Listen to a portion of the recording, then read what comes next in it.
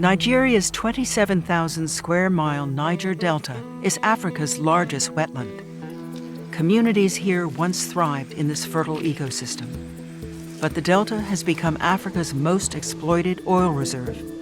Decades of poor regulation and substandard infrastructure have resulted in over 240,000 barrels of oil spilled here annually. You can see destroyed land.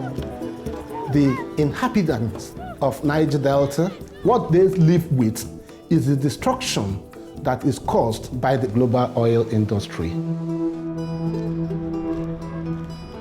Chima Williams, a lawyer from Benin City, has been fighting for environmental protection in Nigeria for nearly 30 years.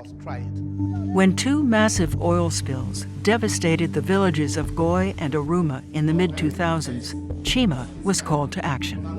What happened was a spill that destroyed vast hectares of land, polluted the waters. We had a big battle in our hands. The ruptured pipelines belong to a subsidiary of Royal Dutch Shell, the world's largest multinational energy company. It blamed the spills on armed gangs, but community members claimed otherwise. So Chima and his team traveled to the Niger Delta to investigate. You can see the oil sheen on the water. I did the evidence gathering, interviews, and as a legal team, we agreed that we had a good case. Led by farmers. Chima and his team found that the ruptured pipelines were aged and deteriorated. The fault was clearly on Shell, but previous attempts to hold the company accountable in Nigeria had failed. In a bold move, Chima and his international legal team took the case to Shell's home country, the Netherlands. But Shell claimed it had no responsibility for the actions of its Nigerian subsidiary. We had the first shocker. We lost. The court disagreed with us. It was a significant setback, but Chima pushed forward, filing an appeal and digging deeper into the case. In 2014, Chima discovered that Shell had purposefully withheld information related to the cause of the oil spills. This became a turning point because in law, once you hide evidence, the court will interpret it to mean that such evidence is against you.